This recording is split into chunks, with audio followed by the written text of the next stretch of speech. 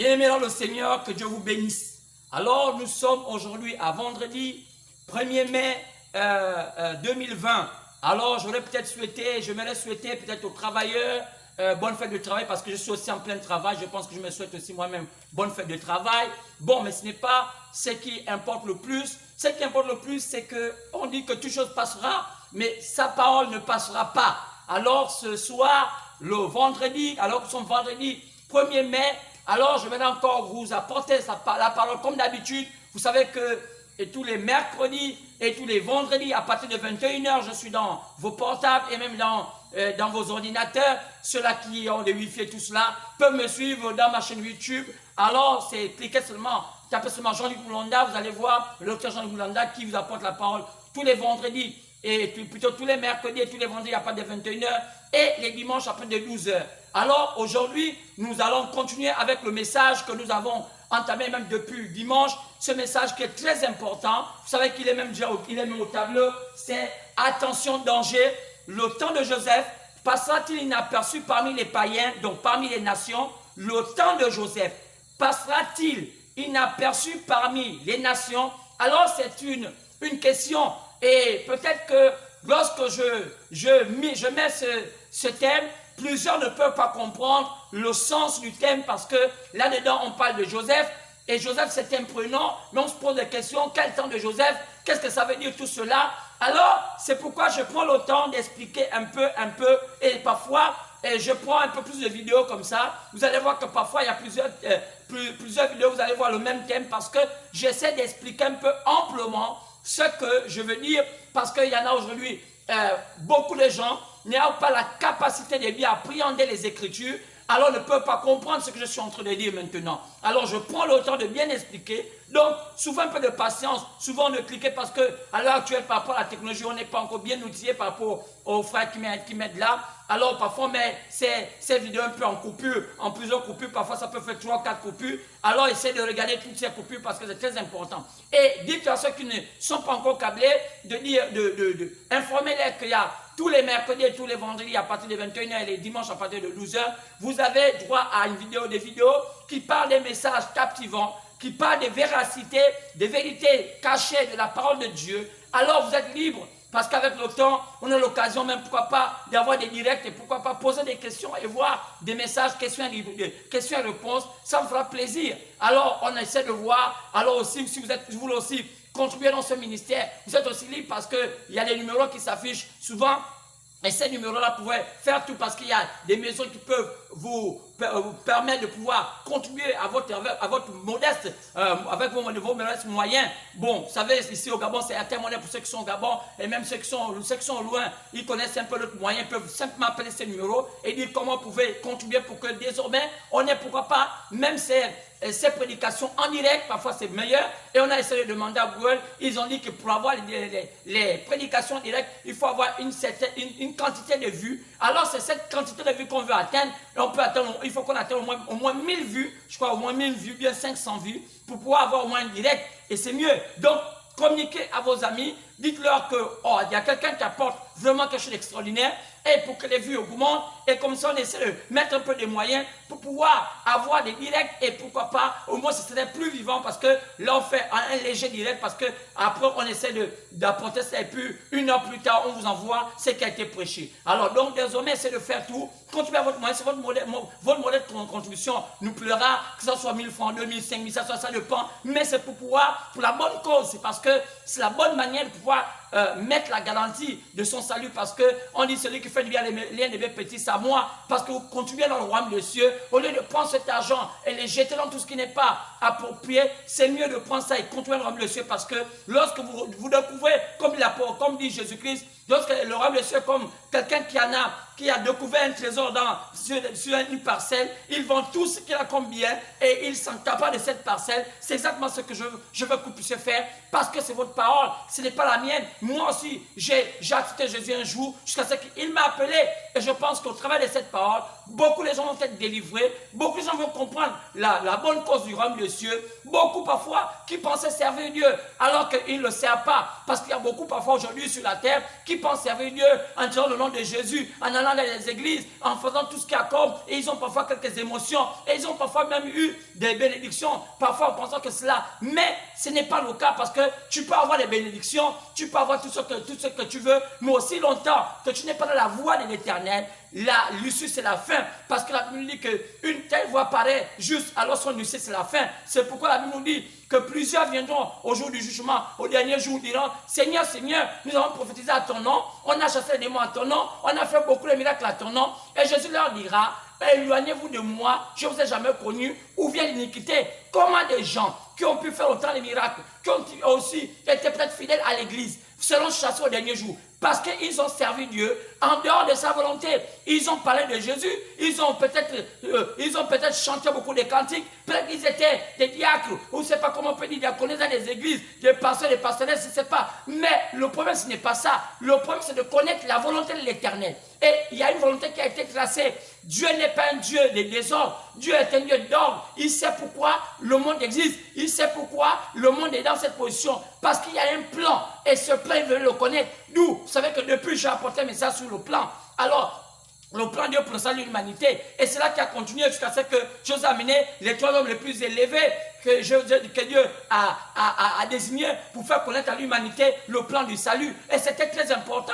Et j'ai amplifié ça. Et j'ai démontré que c'était Moïse, Jésus et William Branham. Et j'ai mis à défi tous sortes de pasteurs, que ce soit de l'Est, que ce soit du Nord, que ce soit de l'Ouest, que ce soit du Sud, et de me démontrer le contraire. Et j'ai dit, surtout aux Européens, c'est surtout à l'Occident, que quelqu'un me démontrait que ce soit tous ceux qui sont là aujourd'hui, que ce soit Billy Hinn, je ne sais pas comment on peut les appeler, parce que d'autres sont déjà morts comme les Tony Osborne, comme Billy Graham, Oral Roberts, tous ces grands hommes. Personne ne peut pas me démentir,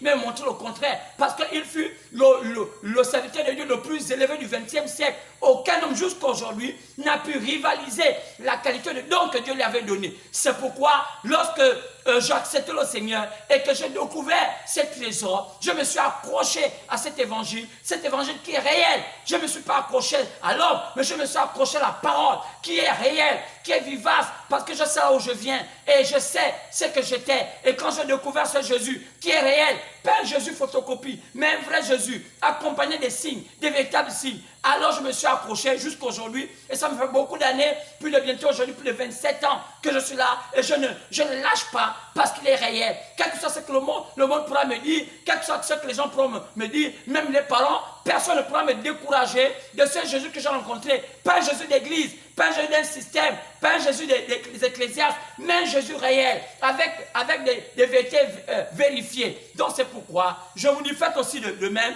Allez-y, partagez cela, même si c'est par Facebook, partagez cela à vos amis. Dites qu'il y a un homme qui est au Gabon, je suis au Gabon, précisément à la commune d'Akanda et au premier arrondissement. Alors, je suis là et je prêche cet évangile. Et sans gants, en disant tout ce qui est réel. Donc ce soir, je voulais vous dire de vous tenir encore bien, parce que je ne voulais pas attarder encore le message, parce que parfois ça me prend un peu de temps, parce que je voulais encore donner un peu quelques avancées sur les 3 hommes. Peut-être que ça viendrait peut-être dimanche, comme on a un peu plus de temps. Mais aujourd'hui, je vais aller un peu plus vite sur attention danger. Alors, attention danger, comme c'est écrit au tableau, le temps de Joseph passera-t-il inaperçu parmi les nations? Le temps de Joseph passera-t-il inaperçu parmi les nations? Oh, qu'est-ce que ça veut dire? Alors je vais dire simplement, on va prendre nos Bibles. On va prendre nos Bibles dans le livre de Genèse chapitre 41.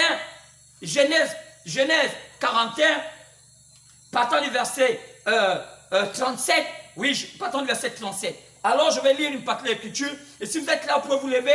Ça me fait comme si, comme effectivement, même si nous sommes en confinement, maintenant partiel, alors faites toujours comme c'est un culte, parce qu'il ne faudrait pas laisser pour s'être refroidi par la tristesse de ce monde, qui est que vanité de vanité. Ce monde ne peut rien vous donner d'extraordinaire, alors vous mettez debout et vous dites, bon, faites comme si c'était un véritable, parce que c'est un culte. Moi je le fais, regardez comment je suis, et je l'apporte sincèrement, et je crois que ça vous édifie le plus.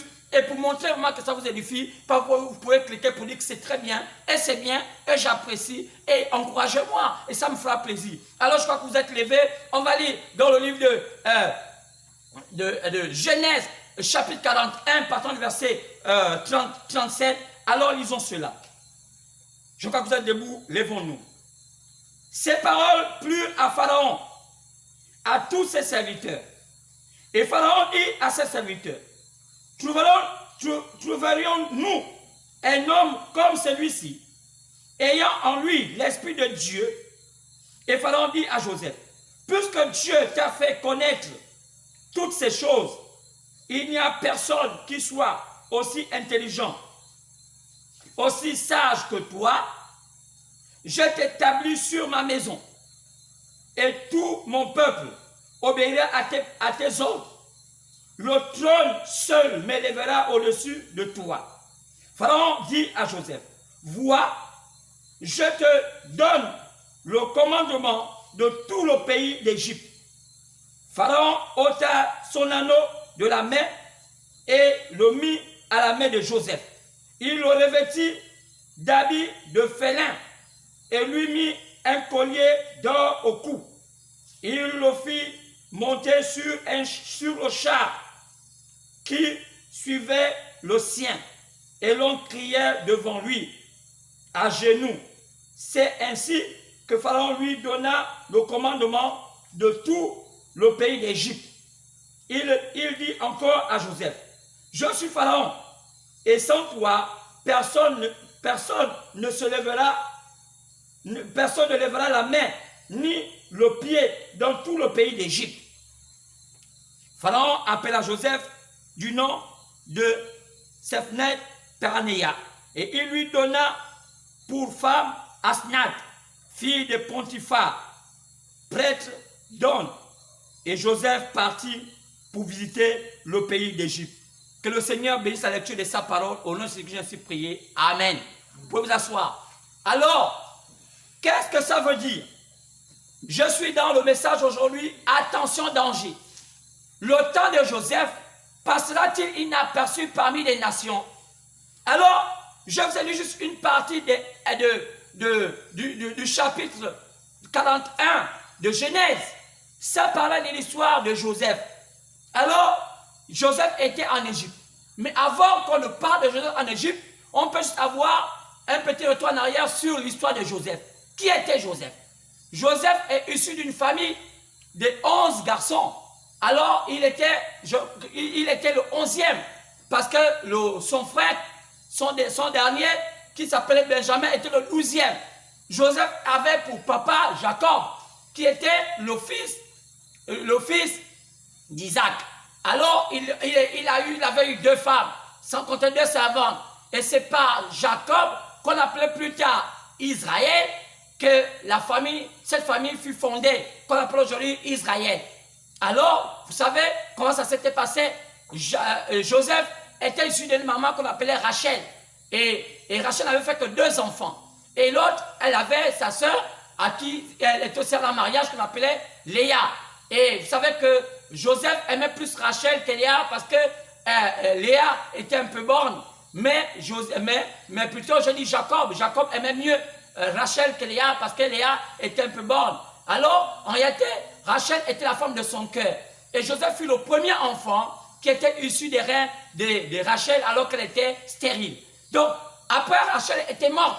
Et lorsque Rachel est morte, vous voyez, Joseph a marqué l'histoire de son papa. Donc, Joseph était quelqu'un d'extraordinaire. Et Joseph était un enfant que son papa aimait le plus. Et la Bible dit qu'il aimait plus que les autres frères. Bon, vous savez, il y a des préférences parfois lorsqu'on met au monde des enfants. Ça dépend de la manière dont ces enfants-là viennent au monde. Parfois, ces enfants-là viennent de manière bizarre et les parents n'apprécient pas. Alors, ici, je vais dire que, voilà, Joseph, oui,